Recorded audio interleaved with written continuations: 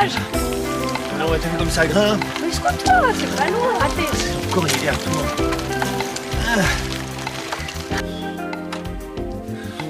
Belle région, hein? Ouais, c'était Dommage sympa. des côtes qui montent. Moi, j'aime bien quand elles descendent. Mais c'est bon, ça fait un peu de sport, ça te fera pas de mal. Aussi, c'est vrai que j'en ai besoin. C'est terrible, hein, ça, cette surcharge pondérale. Ah! S'il vous plaît, un petit Merci. café. C'est gentil. Voilà pour vous. S'il vous plaît. Merci. Il est sympa. Charmant. Non, sympa. Pas charmant, sympa. Mais c'est bon, là, tu vas pas commencer. Mais c'est pas la même chose. Calme-toi. Ouais. C'est ça. Et voici les petits déj. Waouh! C'est le petit déjeuner. S'il vous plaît. Merci beaucoup. Voilà. D'accord. Et Un bon appétit. Qu'est-ce que c'est exactement? Alors, c'est du vrai sirop de liège avec de la maquée. Tu mets la maquée avec le sirop Oui. et le sirop avec la maquée. Ah. Et je mélange bien. Bah oui. Voilà. J'ai des doutes, mais je goûte. Attends. Mais tu sais que c'est super bon, ce truc. Ça te plaît? J'adore. Tu sais quoi? Bah non. Aujourd'hui, je vais te faire une super surprise. Vas-y, raconte. Je vais Dis-moi. t'emmener visiter la fabrique du vrai sirop de liège. Non. Si. Oh, j'adore. Super idée. Tu vas pouvoir en manger tant que tu veux. Ah bah, tant mieux.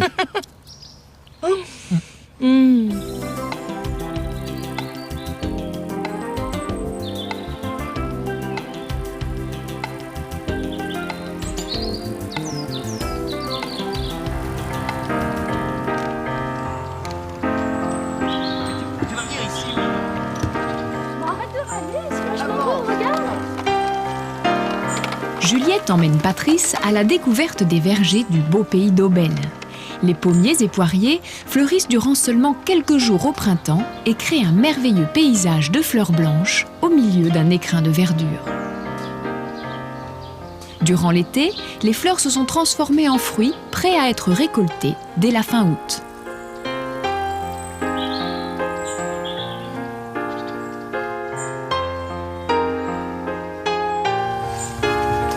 Bonjour. Bonjour. Ah, bonjour. Bonjour. Ça va? Bien, vous. Qu'est-ce que vous faites là? Je cueille des poires. Conférence. Des conférences? Oui, c'est la saison maintenant, hein. Vous faites une conférence? Oui. Mais non, c'est des poires conférences. Ce sont des poires conférences, pardon. Patates. Et c'est le mois de septembre alors la saison des conférences. Oui, absolument. Et c'est suivi par les pommes au mois d'octobre. Et croyez-moi, la cueillette des pommes et des poires, ce n'est pas pour les paresseux. Il faut choisir les fruits les plus mûrs et les manipuler avec précaution pour ne pas les abîmer.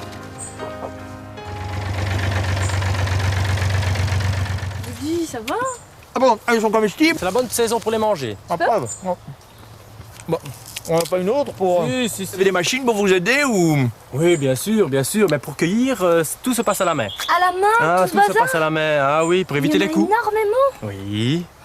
Et vous devez cueillir quoi? Avec la queue de la poire? Absolument. Mais c'est pas les mêmes, celles-ci. Non, celles-là sont là pour féconder celles-ci. Ouais, on va continuer notre chemin. Allez, je te suis. Ben, bonne route alors. Merci beaucoup. Merci Au revoir, beaucoup à pour les bientôt. poires.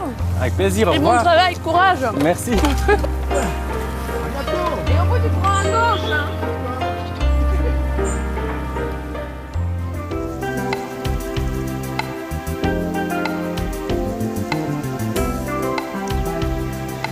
Ah bon, on y arrive. Bah ouais. Nous y voilà.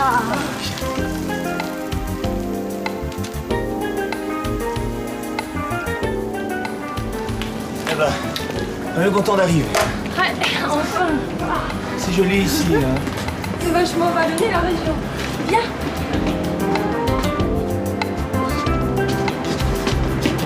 Putain, c'est bon. Non, mais j'arrive, je te jure, j'arrive. C'est vrai, ça grimpe partout ici. Oh, bah, monsieur Lorenz. Comment allez-vous? Vous dérangez? Je vous en prie, entrez, soyez les bienvenus. Bonjour, très heureux. Prenez place. Pas mécontent d'être là. On est de passage à Aubel. Ah, dites donc, c'est grand ici. J'imagine que ça s'est pas construit en un jour, tout ça. Ouh là là, non, ça fait... Mon grand-père a démarré en 1902, vous voyez, ça fait plus de 100 ans que... J'ai des photos qui ont été prises au fil des années. Alors, racontez-nous un petit peu, justement. Je peux vous montrer la toute première qui date vraiment du début du siècle dernier.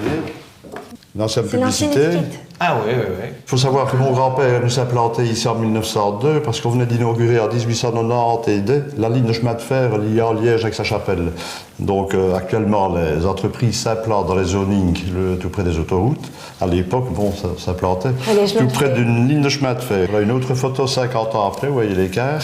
D'accord, avec quelques petits bâtiments en plus. Voilà, 1983. Belle petite vue aérienne. Est-ce que vous pensez que... Enfin, je demande peut-être des choses ici, mais je pourrais aller visiter cette usine ou... Bien volontiers. Je vais justement te demander. Allez. Avec plaisir. Écoute-moi bien, j'ai une petite surprise à te faire. Tu vas visiter l'usine, d'accord? D'accord. Et moi, bon, je te le dis pas maintenant.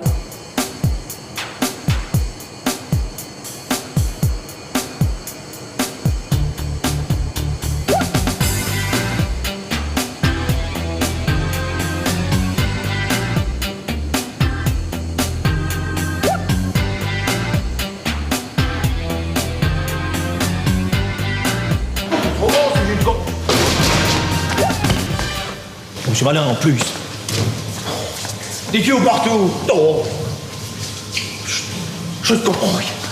Je ne comprends rien, c'est en bouffer sa Charlotte. Piche que dalle. Patrice, ici. Juliette, mais qu'est-ce que tu fais là? Ben tu vois bien, je suis dans une cuisine, gros bêta. Et je peux savoir ce que tu fais dans une cuisine? Eh bien, je me suis dit, un gars comme toi, dans une usine, ça peut pas marcher, tu vas rien comprendre aux tuyaux et tout. Alors je me suis dit que j'allais tout expliquer d'ici, c'est beaucoup plus simple. Bah vas-y, tiens, explique-nous pour voir. Ça va être facile. Ok, très bien, je commence, mais avant ça, tu mets ta Charlotte. Mets-la. Voilà, comme ça t'es contente. Ah, vas-y, maintenant explique. Ok, alors, pour faire du vrai sirop de liège, il vous faut des poires de la région, des pommes de la région, des dattes, pas trop de la région, c'est vrai, et surtout un tout petit peu de sucre. Alors, pour commencer, il faut évidemment laver les fruits et les amener, grâce à une vis sans fin, vers le silo qui se trouve à l'intérieur de l'usine. Première étape, c'est le découpage des fruits. Les poires, les pommes aussi, sont découpées en très gros morceaux, placés dans une très grande cuve. On vous la fera plus petite. Hop là. Et chauffées à haute température avec un petit peu d'eau. Grâce à l'automatisation, quelques personnes suffisent aujourd'hui pour faire fonctionner cette énorme cuisine avec ces immenses casseroles appelées cuiseuses. Et faut-il le préciser, ces installations respectent évidemment les normes d'hygiène les plus strictes. Voilà, maintenant nos poires sont cuites. Il ne nous reste plus qu'à les presser dans le pressoir afin d'obtenir le jus qui nous servira à faire du jus concentré et donc du sirop. Donc on verse les fruits dans le filtre qu'on referme soigneusement. On pose la presse.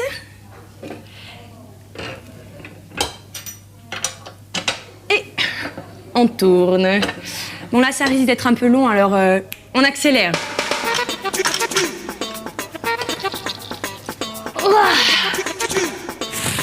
Bon, alors voilà, on obtient du jus de poire qu'on va faire chauffer pour le transformer en jus concentré de poire pour en faire du sirop. Voilà, à tout à l'heure. Durant la saison, quelques 200 000 kilos de fruits sont pressés chaque jour. Entre janvier et juillet, ce sont principalement les fruits secs qui sont transformés en concentré de dattes, figues, pruneaux, raisins ou abricots. Les pulpes, évacuées des filtres presse, serviront à l'alimentation du bétail. Le jus, obtenu du pressage, est concentré dans l'évaporateur. Ah, qu'est-ce que ça sent bon dans cette cuisine. Ah, Philippe. Bonjour. Ça va? Mais bien et vous? Vous faites quoi là exactement? Donc en fait là j'étais en train de mesurer la teneur en sucre d'un concentré. Ah d'accord. Et c'est tout ce que vous vérifiez ici en fait? Non, on fait des analyses sur le jus, donc sur les concentrés, sur le sirop, sur les fruits également, parce qu'il est difficile d'obtenir un sirop de qualité si on n'a pas les fruits de qualité. Évidemment. Vous pouvez goûter, elles sont très bonnes. On va goûter. Elles sont très bonnes.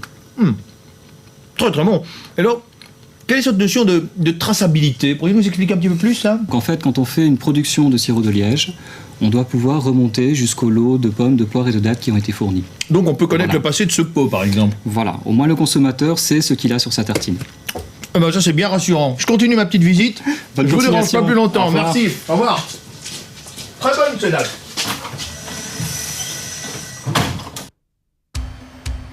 Les concentrés de pommes, de poires et de dattes vont être stockés dans des citernes en inox plus hygiéniques que les traditionnels fûts de bois d'antan. La recette est informatisée et c'est l'ordinateur qui prend le relais pour calculer avec la plus grande précision la quantité de chacun des ingrédients qui vont être mélangés pour obtenir le vrai sirop de liège.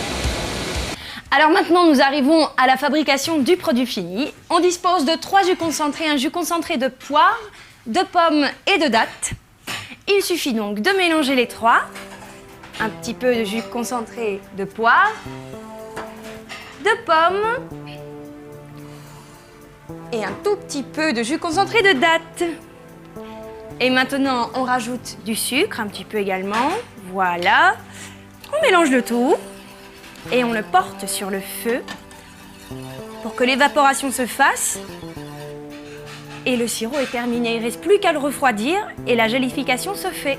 Voilà. Moi, je vais m'arrêter là parce que je ne suis pas très douée en cuisine, tout ça. Mais tout à l'heure, quelqu'un viendra vous expliquer tout ce qu'on peut faire avec le sirop. Vous allez voir, ce sera un délice. La pectine, contenue naturellement dans la pomme, a un effet miracle. Elle permet la gélification du sirop, une opération qui va se dérouler dans un tunnel réfrigéré où la température du sirop va passer de 65 à 15 degrés durant les 3 heures de progression. À leur sortie du tunnel, quelques pots sont prélevés toutes les heures pour le dernier contrôle de qualité. La qualité totale est une priorité pour le vrai sirop de liège. Les colis sont formés automatiquement et sont palettisés pour être prêts pour la grande expédition. Martine!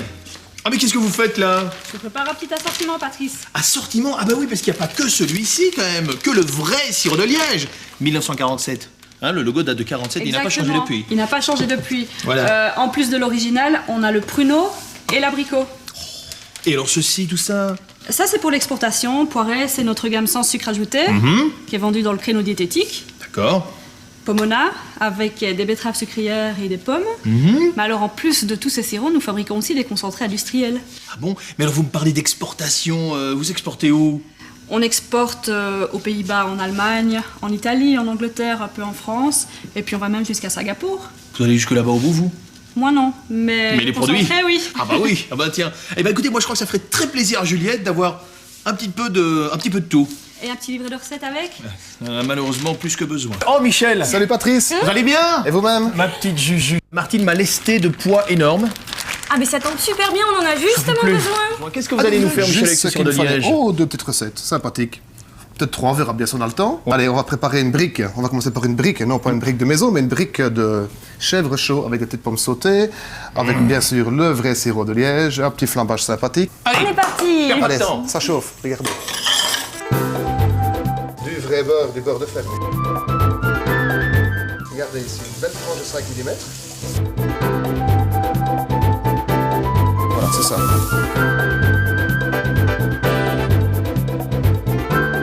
On va avoir en même temps, bien sûr, tous les arômes du vrai sirop de liège, mais aussi la coloration plus rapide. Je dépose par-dessus tout.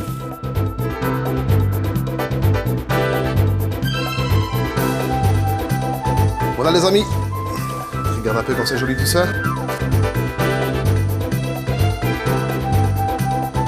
Alors ça consiste en une petite garniture sympathique de gel de poireaux, des petits haricots plats, des noix.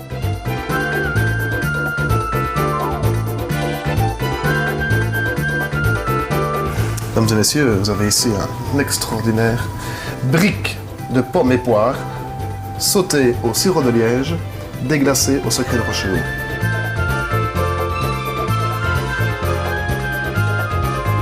Michel, deuxième recette. Deuxième recette. La suite, tu veux manger la suite? Allez, on est parti. Côte de porcelet, les petites côtes de porcelet.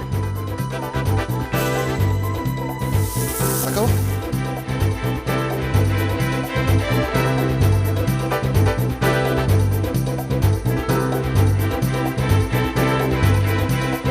Monsieur, vous allez voir. Un petit goût de bonheur, moi je vous le dis.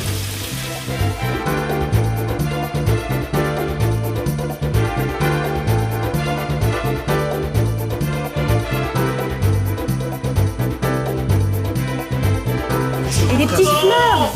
Ouh là là là là. Chaud le bras. Tu as vu, vous avez fait bien. Très bien, très bien. Voilà, comme ceci. On en met une. On en met une deuxième. Encore moi? Non, Juliette. C'est pour toi. Je t'en fais cadeau. Merci. Bon appétit. Après le plat, Juliette, La petite douceur. mieux communément appelé Le dessert. Exact. Michel, qu'est-ce qu'on fait pour le dessert? Oh, un petit flan.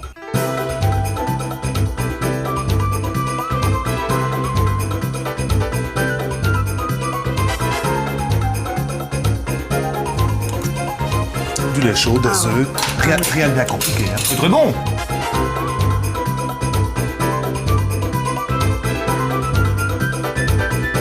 Allez, dans 20 minutes. Ah, dans 20 minutes, Michel, Juliette, pas de bêtises. À tout à l'heure. Je vous ai à l'œil. Bon, 20 minutes plus tard. C'est la magie du cinéma, que voulez-vous?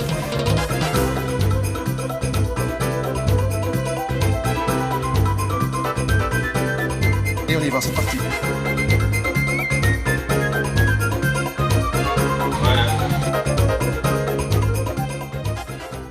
Eh ben, content d'avoir terminé de pédaler. Hein. Moi, j'en peux plus. En tout cas, c'était une excellente journée, Juliette. Pour toi aussi? Ah bah oui. Moi aussi. Et de toute façon, t'inquiète pas parce que toute l'énergie que t'as dépensée en pédalant, Oui. tu vas pouvoir la rattraper. Mais non. Mais vous êtes bien là tous les deux. Ah, Michel. Regardez l'apéro. Allez Juliette, l'apéritif maison. Merci. Ça, va c'est faire un du vrai bien. plaisir. Alors bien sûr, ça va vous ouvrir l'appétit puisqu'on va quand même déguster la cuisine qu'on a préparée ensemble. Non. Au sirop de liège. Génial. Excellent, merci, Michel. Je vais préparer, j'arrive de suite. Ça va? Génial, on À tout de s'attend. suite. Très bonne idée. Santé, ma petite Juliette. Santé. Dis-moi, qu'est-ce que tu penses si on terminait la journée rien que tous les deux? Ah oui. Bonne idée, ça. Ah oui. Bon, ben, désolé, les amis, on va devoir se passer de vous. À Salut. bientôt. Au revoir.